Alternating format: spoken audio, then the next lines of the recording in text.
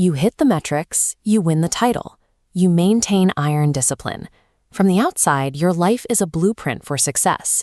But inside, instead of feeling triumphant, you often feel a strange, thin relief, an exhaustion that sleep never seems to fix. Psychology distinguishes between feeling an emotion and regulating it. But when specific feelings, like anxiety, grief, or anger, are deemed unacceptable, the mind deploys a different strategy. It uses productivity as emotional camouflage. You stay busy so you don't have to feel. It is a highly effective adaptation that society aggressively rewards. This is why reaching the absolute pinnacle of your career rarely cures the exhaustion. Checking off another box on a to-do list can brilliantly distract you from a buried emotion, but it completely lacks the mechanical ability to process it. The original feeling is still trapped in your body. To stop using performance as anesthesia, we are going to build a 4-step daily protocol called the emotion audit. This is a targeted method to reconnect with the buried signals steering your choices before they burn you out. You need 3 things to execute this protocol. First, a quiet 3-minute window. Second, a physical notebook. And third, one strict mental rule. Acknowledging a feeling on paper does not obligate you to act on it in real life. We are taught that controlling our emotions means feeling nothing under pressure. True maturity is the exact opposite. It is the capacity to safely observe your own internal emotional data without losing conscious control of your actions. Step 1 is mapping the camouflage. Open your notebook and write down your primary, highly functional behavior when you are under stress. Maybe you hyperfixate on minor details, stay at the office 3 hours late, or start solving everyone else's problems instead of your own. This flowchart illustrates suppression. An unwelcome emotion like fear rises, hits a roadblock, and redirects into a coping strategy like perfectionism. The diagram expands. Surface behaviors map to buried emotions.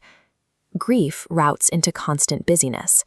Unspoken anger routes into sharp sarcasm. Look at the behavior you just wrote down.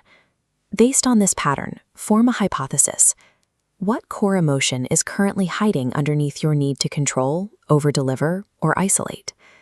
Explicitly naming this adaptation breaks the illusion. You stop believing that constant, grinding busyness is simply your unchangeable personality trait, and start seeing it for what it is, a defense mechanism. Step 2 is the interruption pause. You need to assign a strict 5 to 10 second pause to a specific daily physical trigger. It could be the exact moment your hands touch your keyboard in the morning, or when you turn the handle of your office door. This poster shows the physical reality of what you are interrupting. Emotion is a bodily event. When you suppress, your body braces to carry what your mind refuses to look at: a locked jaw, a clenched stomach, shallow breath. During your pause, you intentionally trigger the release side. Drop your shoulders, steady your breath, unclench your hands. Be prepared for the mind's automatic defense. The moment you pause, a trained reflex will kick in, telling you, "I'm just tired. It's not a big deal. I need to get back to work." This is minimization. Expect that dismissive voice. Ignore its command to rush. Force yourself to hold the pause until your body physically registers the stillness. You have to interrupt the physical momentum of your stress response first. Your nervous system requires physical proof of safety before your logical mind will grant you access to what you are actually feeling. Step 3 is the "What is here?" audit. Open your dedicated notebook and write down your answer to a single, direct question. What am I actually feeling right now? There is a strict rule for this step. Do not filter your answer. You are not allowed to write what would be reasonable to feel. You are not allowed to write what would make you look good. Take a look at this notebook page. The top sentence is a failed attempt. It's a rationalization trying to manage a narrative. The sentence beneath it is the raw truth. The goal is to stop explaining away the stress and simply name the feeling. People often fear that if they acknowledge a massive feeling, they will lose control and collapse in public. But cleanly isolating an explosive feeling on a private piece of paper is an act of observation. It keeps the feeling contained while finally giving it your attention. Putting the raw emotion into words extracts it from your body. You take an overwhelming, invisible physical tension and convert it into external, objective data.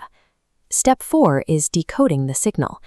Now that you have isolated the feeling, we use the emotion translation matrix to convert it into actionable instructions. Buried feelings do not return as enemies trying to sabotage your life. They return as biological guides. They are delivering precise, critical information about your environment that your conscious mind missed. This matrix shows how to read those guides. When anger appears, it asks, "Where was a boundary violated?" Grief asks, "What needs to be witnessed?" Scrolling down, fear asks, "Where are you vulnerable right now?" Need asks, "What request must be spoken out loud?" Look at the raw emotion you wrote down. Use this matrix to write one definitive sentence, translating that feeling into a clear directive. For example, "My urge to work until midnight today is actually fear of being vulnerable." Changing your approach from managing your emotions to decoding them rewires how you relate to yourself.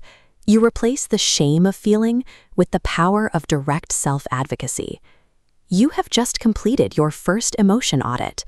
You now possess a physical, undeniable log of the reality operating beneath your surface-level productivity. By dedicating 3 minutes to this practice every day, you create a compounding effect.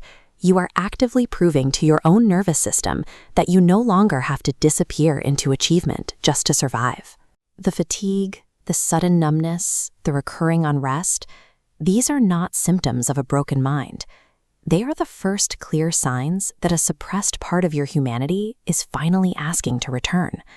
Keep this framework visible at your workspace.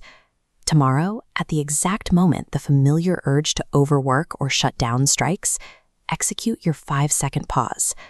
The objective was never to build an identity that is immune to feeling. The objective is to become someone who can experience life fully without ever disappearing from it.